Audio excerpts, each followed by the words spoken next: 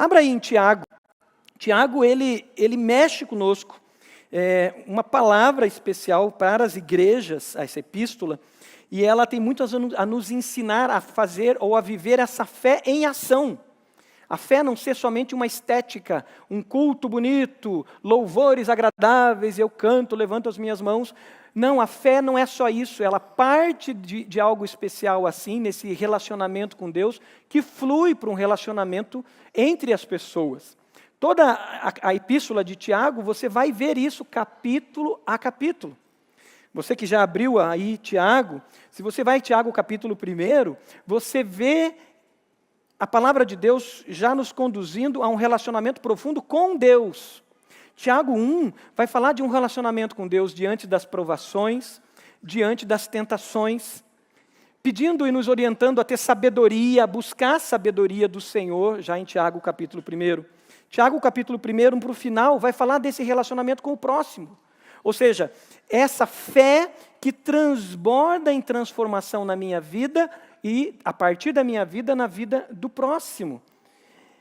Tiago mostra que é algo que nasce dentro de nós. Se você vai para Tiago 1, capítulo 18, você vê ele dizendo, olha, Deus nos gerou pela palavra da verdade. E gerados pela palavra da verdade, nós somos agora as primícias de tudo que Ele criou. É a partir de mim, a partir de você, gerado pela palavra de Deus, que vai se transbordar em frutos. Frutos que vão mexer com a realidade social, frutos que vão mexer com a realidade à nossa volta. Frutos que começam conosco. Tiago 1,19, ele fala, amados irmãos, tenham isto em mente, sejam todos prontos para ouvir e tardios para falar, e tardios para irar-se. O final do capítulo 1, ele chama a atenção no relacionamento com o próximo, no versículo 26. Olha ali, ele diz assim, se alguém se considera religioso, mas não refreia a língua, engana-se a si mesmo. Sua religião não tem valor, é só estética. Aí o 27 ele diz, a religião que Deus, o nosso Pai, aceita como pura e imaculada é esta, cuidar dos órfãos, das viúvas nas suas dificuldades e não se deixar corromper pelo mundo. Uma fé que transborda e vai impactar a vida dos mais vulneráveis. Ela é viva, é uma fé viva. Capítulo 2 ele fala da acepção de pessoas, ele levanta essa ideia da fé que vê no outro a imagem de Deus. O outro não é inferior, não interessa a classe social, não interessa a cultura que ele tem, não interessa onde ele mora, não interessa se ele é criado, se ele é pessoa, ele é criado à imagem e semelhança de Deus, eu vejo nele a imagem de Deus, então eu não faço acepção, eu não faço discriminação. O capítulo 3, aí entra na questão da língua. E aí, a gente sofre no capítulo 3, mas mexe com essa prática da fé, que se expressa por palavras, porque palavras matam, palavras provocam revoluções, palavras causam guerras. Capítulo 4 ele vai fundo, e no capítulo 4 ele mostra a fonte, o coração, os desejos do coração. Capítulo 4 ele começa com uma pergunta retórica dizendo, vocês dizem que há guerras e contendas entre vocês, por acaso essas guerras e contendas entre vocês não vêm dos desejos que guerreiam dentro de vocês? O que ele está dizendo, olha, o que você fala, a acepção de pessoas, a discriminação de pessoas, a maneira com que você reage com os vulneráveis, isso vem de guerras interiores dentro de vocês, desejos, ídolos interiores. E o capítulo 4 ele fala então, submetam-se a Deus. Humilhem-se diante da mão poderosa do Senhor. Resistam ao diabo e ele fugirá de vós. E aí vai para o final do capítulo 4. O pastor Roberto pregou a última mensagem nesse texto. E ele diz, ouçam agora, final do capítulo 4, versículo 13. Vocês que dizem, hoje ou amanhã iremos para esta ou aquela cidade, faremos negócios, ganharemos muito dinheiro, eu vou altivo, preparado, porque eu sou muito bom e eu vou fazer sucesso. Ele diz, cuidado, vocês são como a neblina, que aparece um pouco de tempo e depois se dissipa. Ao invés disso, vocês deveriam dizer, se o Senhor permitir, se o Senhor quiser. Uma atitude de submissão ao Senhor. E aí vai para o capítulo 5, que é o que nós vamos refletir hoje. O capítulo 5 é o ápice de uma vida que não é submissa ao Senhor, é o ápice dos problemas que se geram a partir de vidas que não se rendem ao Senhor, de vidas que não trabalham a fonte do seu coração, os desejos do seu coração. E o ápice disso, a ponta do iceberg disso, é uma vida que oprime o outro. Uma vida de pessoas que abusam sobre os outros, de pessoas que impõem pela força, seja a força do braço, seja a força da capacidade intelectual, seja a força dos seus títulos, seja a força do dinheiro, seja a força da política, seja a força que for, impõe sobre os outros. E o capítulo 5, então, começa mostrando o problema, até o versículo 7. E versículo 7 em diante ele mostra a solução, graças a Deus que tem a solução. Joel Gregory, que é um teólogo americano e foi pastor da primeira igreja batista de Dallas, ele traz uma frase interessante que faz esse link entre o capítulo 4 e o capítulo 5. Olha essa frase dele, que diz o seguinte, ele diz assim, olha, o orgulho arrogante com relação aos planos futuros pode produzir uma alternativa ainda mais perigosa. Ou seja, a postura arrogante, altiva, com relação ao futuro, pode produzir uma alternativa ainda mais perigosa. Aqueles que planejam o futuro para ter ainda mais lucro podem chegar a ser injustos. Nessa ansiedade, se tornam inescrupulosos e abusivos para com o próximo. Podemos usar as pessoas para satisfazer a nossa própria ambição. É por isso que o final do capítulo 4, sublinha aí na sua Bíblia, o final do capítulo 4, o versículo 17, ele diz assim, pensem bem, pensem nisto, pois quem sabe que deve fazer o bem e não o faz, comete pecado. Ou seja, você que se julga capaz, você que se julga o que controla, o que faz, o que acontece e deixa de acontecer, cuidado. Pense bem, quem sabe fazer o bem, quem tem os recursos, os meios de fazer o bem e não o faz, comete pecado. Aqui é o pecado de omissão. Geralmente a gente fala em pecado de comissão, né? Fazer isso, não pode fazer isso, não pode fazer aquilo, não pode fazer aquilo. Não, não, tem o pecado de omissão, ou seja, você deixou de fazer o que deveria ter sido feito. Então, começa o capítulo 5, com essa palavra profética e depois vai para uma palavra pastoral. Vamos ler juntos o capítulo 5? Você abriu aí, vai ser jogado na tela, você pode também ler com muita força. Vamos lá? Ouçam agora vocês ricos, chorem e lamentem-se por causa das desgraças que virão sobre vocês. A riqueza de vocês apodreceu e as traças corroeram as suas roupas. O ouro e a prata de vocês enferrujaram, e a ferrugem deles testemunhará contra vocês, e como fogo consumirá a sua carne. Vocês acumularam bens nesses últimos dias.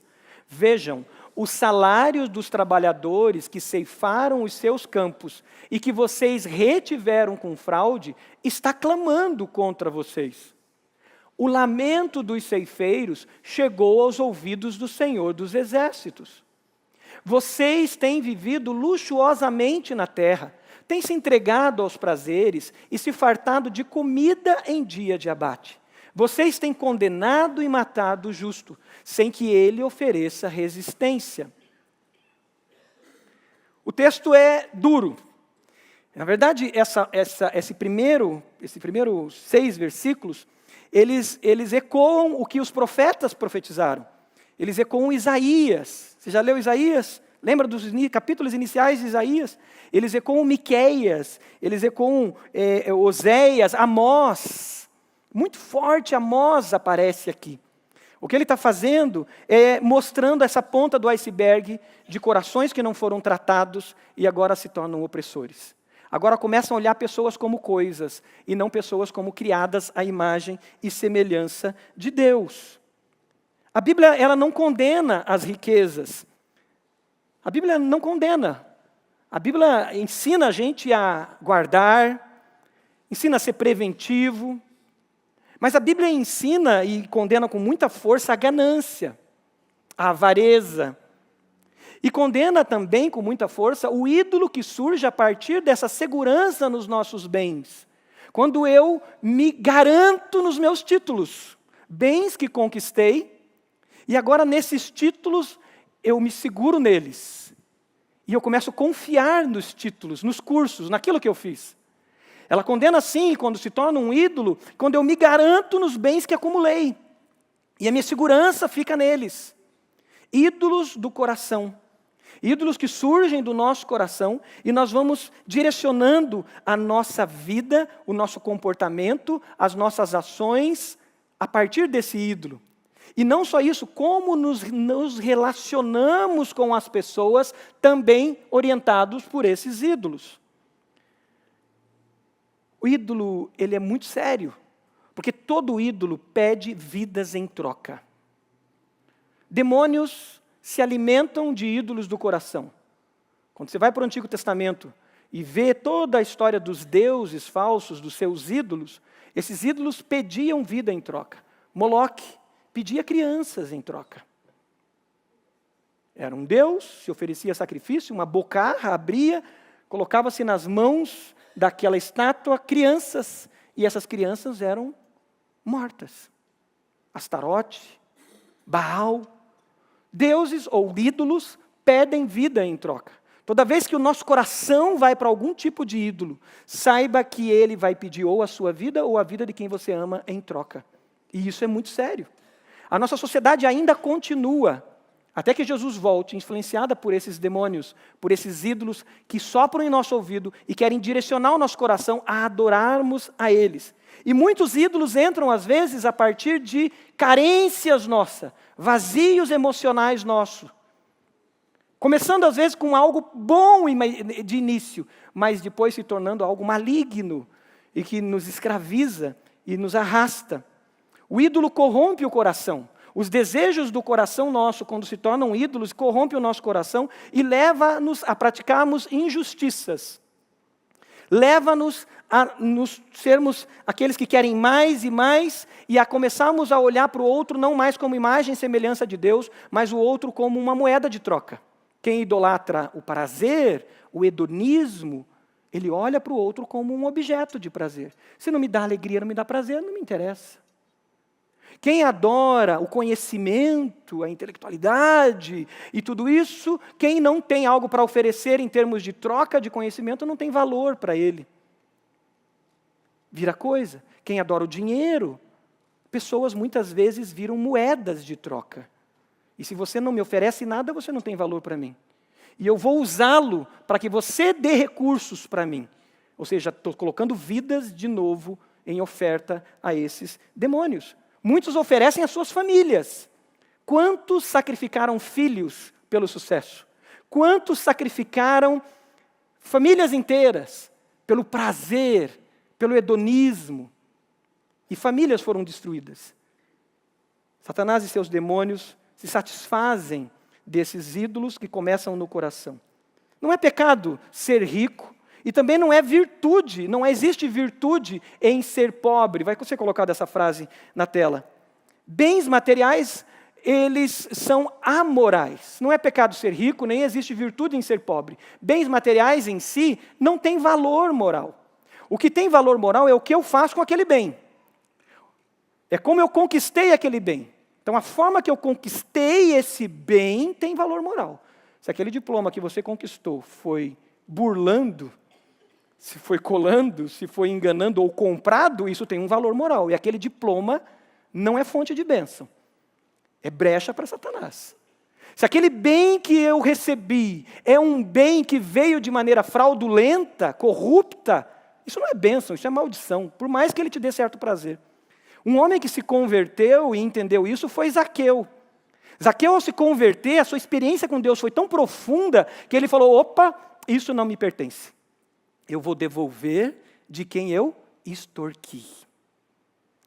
Aquilo não era fruto de bênção. Era fruto de fraude, de corrupção. Então o bem, a forma que nós recebemos ele tem valor moral. A forma com que nós tratamos esse bem também tem valor moral. O que eu faço com ele? O que eu faço com o meu conhecimento? O que eu faço com o meu tempo? O que eu faço com o meu dinheiro? O que eu faço com meus recursos? O que eu faço com as minhas roupas?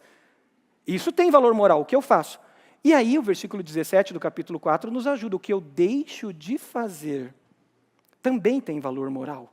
E isso é importante termos em mente, e é isso que a palavra de Deus vai agora aprofundar e nos trazer a memória, nos trazer a convicção para que a gente seja transformado, porque a fé em ação produz transformação. Olha o que diz o versículo 2. O versículo 2 ele diz: a riqueza de vocês apodreceu. Sublinha na sua Bíblia, mantenha a sua Bíblia aberta. A riqueza de vocês apodreceu, e as traças corroeram as suas roupas.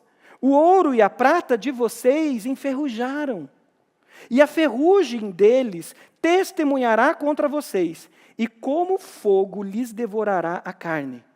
Vocês acumularam bens nesses últimos dias. A palavra é uma palavra dura, profética, como Isaías, como Amós, como Miqueias. Ele chama a atenção e ele diz: olha, o que está acontecendo? O que vocês estão fazendo com esses bens que vocês receberam? E ele mostra que a questão aqui do poder e das riquezas e dos bens não é só uma questão temporária, efêmera, que vai passar. A roupa que a traça começa a corroer, ou a prata que começa a ficar ofuscada. Não é isso que ele está tratando. Ele começa a dizer algo muito mais profundo. Vai lá para o versículo 3, porque ele diz assim: olha, a ferrugem deles testemunhará contra vocês. O que ele chama a atenção é, esses bens, isso que você tem, isso que eu tenho, agora vira um testemunho diante de Deus. E Deus agora olha para aquilo e diz: o que você está fazendo com essas roupas? Conversando com a minha esposa, e sobre a seriedade disso, falei: amor, a gente precisa dar uma olhada para o nosso guarda-roupa. Porque o nosso guarda-roupa pode ser um testemunho. Quanta roupa tem lá que talvez faz mais de 1 ano, 2 anos que eu sequer uso? Engordei, né? Isso não acontece com vocês, mas acontece com a gente. E está lá. E o que eu estou fazendo com aquilo? Deixando para as traças? É simples, mas é real. O que eu estou fazendo com aquilo que Deus me deu, com o talento que Deus me deu, eu estou acumulando para julgar, para dizer que sei? Ele está olhando e dizendo: isso serve de testemunha contra vocês. Aqui alguns teólogos dizem que é algo muito mais pesado do que a gente imagina. É como se dissesse o seguinte: vocês estão engordando. Aí no caso seria: vocês serão o fruto do próprio juízo. Vocês estão engordando para o juízo final. Em vez de vocês abençoarem vidas, vocês estão acumulando como o boi que é engordado para ser sacrificado. É uma linha de alguns teólogos. Outros dizem: não, isso é um testemunho sobre vocês, porque vocês só acumulam, acumulam e acumulam. E o texto termina assim, olha o versículo 3 no final: vocês acumularam nesses últimos dias. Queridos, a nossa sociedade é uma sociedade de esbanjamento, de desperdício. O quanto nós desperdiçamos. O quanto desperdiçamos é muito sério. E a gente se acostuma. O quanto nós acumulamos e nós somos estimulados. E o acúmulo, muitas vezes, vem por medo. É uma causa positiva no início. Alguém que sofreu muito, que teve escassez, e muitas vezes, por medo, ele quer acumular, porque ele tem medo de ficar sem nada. Quem já não quebrou numa empresa? Quem já talvez não veio de uma situação difícil? E aí, esse trauma fica em nós e a gente fala: eu preciso acumular, eu preciso acumular, eu preciso acumular. E aí eu começo pelos potes dentro de casa, né? E acumulo o pote, aí começa por roupas, e aí começa por coisas, e eu viro um acumulador, com medo de deixar de ter. O medo causa isso, o medo da escassez. E existe uma linha muito tênue entre eu ser preventivo, e a Bíblia manda poupar. Quem não fez o curso do CRAL, faça, né? A Bíblia fala para poupar, nós temos que poupar, temos que ser preventivos, mas tem uma linha tênue que daí eu estou poupando e eu começo a ver que está escalonando, né? Eu começo a ver os investimentos, eu começo a ver que a aplicação está dando, e eu já não consigo abrir a mão, eu começo a me fechar, a me fechar, a me fechar e a me fechar. De manhã, uma irmã veio me procurar, dizendo: pastor, a minha dificuldade é em guardar, eu não consigo guardar. Eu quero sempre abençoar as pessoas. E eu tive que abrir a Bíblia e dizer: irmã, prevenção também a Bíblia ensina a poupar. Porque senão a irmã vai tentar a Deus. E a Bíblia diz: não tentarás o Senhor seu Deus. A irmã tem que guardar para os momentos difíceis, como José fez. Enche os celeiros para os momentos difíceis. E na medida certa, seja generosa. Os extremos nos destroem, né? O pastor Roberto fala que quando o diabo não te esfria, te congela e te torra, né? Esses extremos. O acúmulo, às vezes, para ser alguém. Então, para eu ser, eu preciso desse carro, dessa casa, dessa roupa, porque eu preciso ser. Um vazio interior que precisa ter para ser. Compensações emocionais. Eu lembro de uma irmã, quando era criança, família muito simples, num bairro simples, muito pobre, e ela tinha que trocar de imóveis todo ano. Tinha um buraco dentro dela que se preenchia em gastar. E sabe o que acontecia? Vivia em dívida. Porque precisava ter uma casa nova todo ano. Não se preenchia das coisas do reino plenamente. Jesus fala sobre essa questão do acúmulo. Mateus 6 vai ser mostrado na tela, versículo 19 em diante. Mateus 6, Jesus fala o seguinte, ele diz, não acumulem para vocês tesouros na terra, onde a traça e a ferrugem destrói, e onde os ladrões arrombam e furtam. Mas acumulem para vocês aonde? Tesouros nos céus, onde a traça e a ferrugem não destroem, e onde os ladrões não arrombam nem furtam. Mas olha esse versículo. Pois onde estiver o seu tesouro, ali estará o quê? O seu coração. Fonte de ídolos e de desejos, porque nós colocamos tesouros, colocamos o nosso coração em tesouros, e não colocamos o nosso coração no reino de Deus e na sua justiça em primeiro lugar. O versículo 4 mostra a consequência que esses ídolos causam. Olha o versículo 4, abre aí sua Bíblia, Tiago 5, versículo 4. Ele diz, vejam o salário dos trabalhadores que ceifaram os seus campos e que vocês retiveram com fraude. Está clamando contra vocês. O lamento dos ceifeiros chegou aos ouvidos do Senhor dos exércitos. Deus ouvindo aqueles que são explorados e enganados. Queridos, eu todo dia oro e sempre penso no clamor que no Brasil, por causa da corrupção, tantos sofrem. Tantos sofrem na fila do SUS porque políticos corruptos, pessoas corruptas, arrancam deles e fazem pessoas morrerem numa fila do SUS. Tantos sofrem em hospitais, tantos sofrem nos trânsitos, nas estradas, porque a corrupção tirou o dinheiro deles. Esse clamor está chegando diante de Deus. Deus é justo. Deus é justo. E esse clamor chega. E ele diz, olha, porque você guardou para si, porque você não foi bom mordomo, você começa então a explorar o outro. Porque a gente quer mais. A gente vê que está dando, que está rendendo, a gente vê que a coisa está multiplicando, e a gente começa a olhar e dizer, eu acho que eu vou tirar um pouquinho de dinheiro daqui. Eu acho que eu poderia não pagar isso aqui, eu poderia subornar ali para eu ter mais e acumular mais. E eu começo a viver uma vida de fraude, uma vida de corrupção, uma vida de mentira. E agora eu começo a me tornar opressor. E é isso que esses homens começaram a fazer. Começaram a oprimir outras pessoas, fraudar. Chama a atenção de nós, como é que a gente negocia o salário das pessoas que prestam serviço lá em casa? Que vem talvez consertar o cano, que vem talvez consertar alguma coisa. Como é que eu negocio esse salário, esse valor? Será que muitas vezes eu não uso de força para querer oprimir também? Como é que eu trato os bens que vêm à minha mão, às vezes no meu trabalho, trabalhando a bênção de ser um funcionário, a bênção de ter um trabalho, e será que eu também não roubo do meu próprio patrão? Roubando o tempo que eu recebo por ele, e eu exploro ele? Ou o contrário, eu como chefe, como patrão, exploro o máximo a pessoa que trabalha para mim? O chamado é um chamado a sermos bons mordomos daquilo que vem às nossas mãos. Porque se não formos, nós vamos nos tornar opressores. Não interessa o quanto de poder você tem, se é pouco ou muito. Na dimensão do que você tem, você vai ser opressor. É aquela coisa, dizer, eu sou contra a corrupção, mas eu suborno por R$10. Então, se você tivesse 1 milhão na sua mão de possibilidade de suborno, você ia se subornar também. A questão é o quanto de poder você tem. E a partir desse poder, você usa e explora Nós podemos usar e explorar as pessoas. O versículo 5, ele vai mostrar então que tudo isso, muitas vezes é para satisfazer o nosso ego e a nossa luxúria. Ele diz, vocês viveram luxuosamente na terra, desfrutando de prazeres e fartaram-se de comida em dia de abate.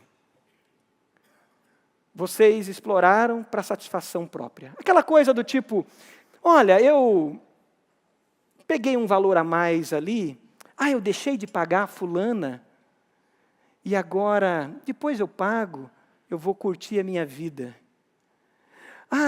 Eu estou rolando essa dívida, e rolando essa dívida eu vou poder curtir um pouquinho mais a vida, depois eu negocio. Pecado.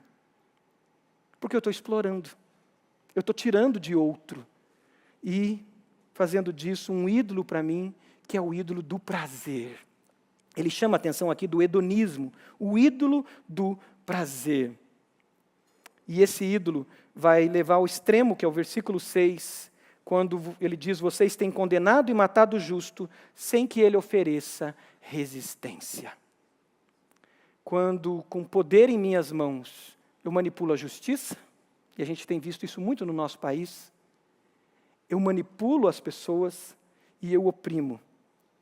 Abuso de poder que destrói a dignidade, a esperança, leva à crueldade, promove injustiça e promove corrupção sobre corrupção.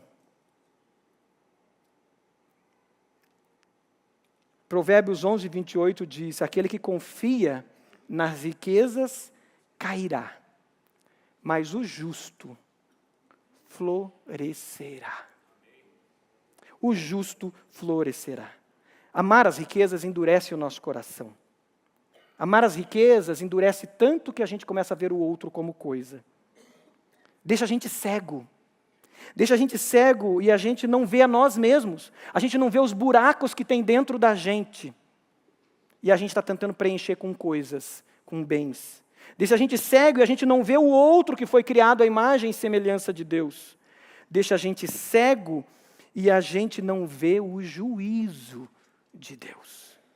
E é a partir dessa perspectiva que o versículo 7 vai mostrar que existe um antídoto contra o amor às riquezas que nos desconstrói e desconstrói o outro.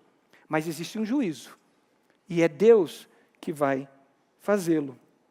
1 Timóteo, capítulo 6, versículo 16 e 17, nos aconselha como viver com os bens que vêm às nossas mãos. Ele diz, olha, ordene aos que são ricos no presente mundo, que não sejam arrogantes, nem ponham sua esperança na incerteza da riqueza, mas em Deus, que de tudo nos provê ricamente, para a nossa satisfação. Não é pecado a satisfação naquilo que Deus traz para mim. Não existe pecado nisso, o problema é quando essa satisfação vira ídolo. Então, volta o versículo, por favor. Para a sua satisfação, ordene-lhes que pratiquem o bem. Sejam ricos o quê? Em boas obras, generosos e prontos para quê? Para repartir. Continua. Dessa forma, sublinha isso na sua Bíblia. Dessa forma, eles acumularão um tesouro para si mesmo, um firme fundamento para a era que há de vir, e assim alcançarão a verdadeira vida. Aleluia! Tudo que Deus colocou nas suas mãos é para a glória dele. Os bens, o tempo, os recursos. E o nosso papel é sermos bons mordomos. Não é o que Jesus fala numa certa parábola? Jesus diz, olha, se vocês forem fiéis com a administração das coisas desse mundo, então eu lhes darei as verdadeiras riquezas. Lá no curso Crow, Finanças à Luz da Bíblia, esse texto é chave. Aqueles que foram fiéis no pouco, no muito serão colocados. Mas como nós estamos tratando isso? Então agora, de profeta, Tiago se torna pastor, e uma palavra pastoral, versículo 7, olha na sua Bíblia, capítulo 5, versículo 7, ele começa dizendo, portanto, irmãos, sejam pacientes até a vinda do Senhor. Vejam como o agricultor aguarda que a terra produza a preciosa colheita, e como espera com paciência até virem a chuva do outono e da primavera. Ele diz, olha, saia dessa ansiedade, dessa busca frenética para preencher buracos vazios, para mostrar para os outros, para fazer e acontecer, para provar coisas às vezes para o seu próprio pai, para a sua família. Saia disso e pare. Trabalhe como agricultor. Mas trabalhe como agricultor que diz, Senhor, até aqui o Senhor me ajudou. Agora eu confio em Ti. E pode ser que não chova. Não é isso? Eu tenho amigos agricultores e eles falam, não choveu. Ainda bem que eu tinha uma poupança. E agora eu vou passar. Mas pode ser que chova. Confia no Senhor, um antídoto contra essa ansiedade, dessa loucura, dessa sociedade que esbanja, que provoca a gente a esbanjar, que provoca a gente a desperdiçar, que provoca a gente a competir. E olha, a competição é tão séria que ela entra dentro de ministérios, entra dentro da igreja, com coisas do reino, porque o coração está sendo alimentado por ídolos. E ele continua o versículo 8, sejam também pacientes, fortaleçam o quê? O seu braço, a sua força? Não, fortaleça o seu coração, pois a vinda do Senhor está próxima. O que ele está dizendo é, o nosso olhar não é para aqui, não é para o agora, não é para o meu umbigo, o meu olhar é para Cristo, é para os céus, é para o reino de Deus entre nós. A minha oração tem que ser, venha Senhor o teu reino, seja feita a tua vontade. É pedir os valores do reino, é pedir o reino lá na sua empresa, é pedir o reino lá na sua repartição pública, como servidor público. Minha esposa é servidora pública, e entender que ela tem que fazer o melhor para a glória de Deus, porque ela é chamada para o reino de Deus se manifestar na vida dela como uma servidora. O reino de Deus presente na sua faculdade, o reino de Deus na sua vida, para você ser bênção na vida do seu chefe, na vida do seu cliente. E ele diz, está próximo o reino. O N.T. Wright, ele chama atenção para isso. Ele diz, é o reino já. Ele diz, esse versículo é trazer o céu à terra. E isso vai ser antídoto contra a ansiedade da busca frenética por riquezas. O versículo 9, ele diz, então, irmãos, não se queixem uns dos outros. Não se queixem uns dos outros, para que não sejam julgados. O juiz já está à porta. Esses cristãos, irmãos, viviam em perseguição muito grande. Uma ditadura feroz, uma ditadura militar de espada na garganta sobre eles. E a murmuração vem nessa hora, você diz, Senhor, por que eu estou sendo oprimido? Porque os ditadores pesam sobre mim. O capítulo 2 de Tiago, ele diz que aqueles que tinham poder, os ricos da época, pegavam os cristãos e levavam para os tribunais, manipulavam a justiça. E ele diz, não murmure. Não fiquem murmurando, reclamando um para o outro. Não fiquem se queixando. Confia no Senhor. Esse texto de capítulo 5, muitas vezes é usado por ideologias, para jogar uns contra os outros, para julgar uns contra os outros. É culpa dos ricos, é culpa daqueles. Esse texto, muitas vezes, isoladamente, é usado para legitimar uma Revolução Francesa, por exemplo, que passou a guilhotina na elite daquela sociedade. Na fé cristã não tem espaço para revolução. A fé cristã não se muda a realidade a partir da força do braço, mas a partir da toalha e da bacia lavando o pé do outro. E foi assim que a fé mudou a história. Se você está na expectativa de um líder político, você está na expectativa de poderosos que são crentes que vão resolver, esqueça. Porque a igreja não tem que ser levantada, a igreja tem que ser abaixada para pegar a toalha e a bacia e lavar o pé do outro. E lavando o pé do outro com compaixão e misericórdia, é que esse mundo vai ver que Jesus é o Rei dos Reis. Só existe espaço para um rei, e é Jesus. Só um rei. Só existe espaço para um Kyrios, ou um Senhor, e é Jesus. Se eu quiser ser Senhor seu, isso é abominação, isso é pecado. Ninguém é senhor de ninguém, nós somos chamados a sermos servos. E ele nos chama, fique atento, pare de uma murmuração, de reclamação. O justo juiz está à porta. Tem injustiça acontecendo? Tem. Tem coisas que deixam a gente indignado? Tem. Mas o justo juiz está à porta. E ele continua, versículo 10, irmãos, tenham os profetas que falaram em nome do Senhor como exemplo de paciência diante do sofrimento. É uma resiliente paciência, é uma resistência santa, dizendo, eu não abro mão dos meus valores, eu não abro mão do meu Senhor, mesmo que eu tenha que ir para, lá em Roma, o lugar onde levavam para serem comida de leão, Coliseu, mesmo que eu tenha que ir para o Coliseu. E uma igreja assim é que mudou a história, queridos. Uma igreja resistente e resiliente, que tinha em quem? Os profetas. E aqui entra um desafio para nós, que é condenarmos sim a injustiça. Nunca nos calarmos diante da injustiça. Seremos perseguidos quando condenarmos as injustiças como os profetas foram. Mas nunca resolveremos pela força do braço. Sempre pela força de uma única força, que é a força do amor. O versículo 11 diz, como vocês sabem, nós consideramos bem-aventurados aqueles que mostraram perseverança. Vocês ouviram falar sobre a perseverança de Jó e viram o fim que o Senhor lhes proporcionou. O Senhor é cheio de compaixão e misericórdia. O Pai Celestial nos ensina como agir. O Pai Celestial nos ensina como nós vamos nos relacionar com o próximo. Como o Pai, com compaixão e graça.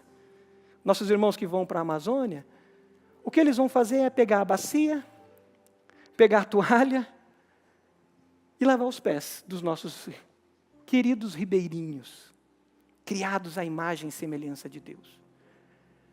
Mas a língua vai ser tentada a dizer, não, mas eles só ficam bebendo.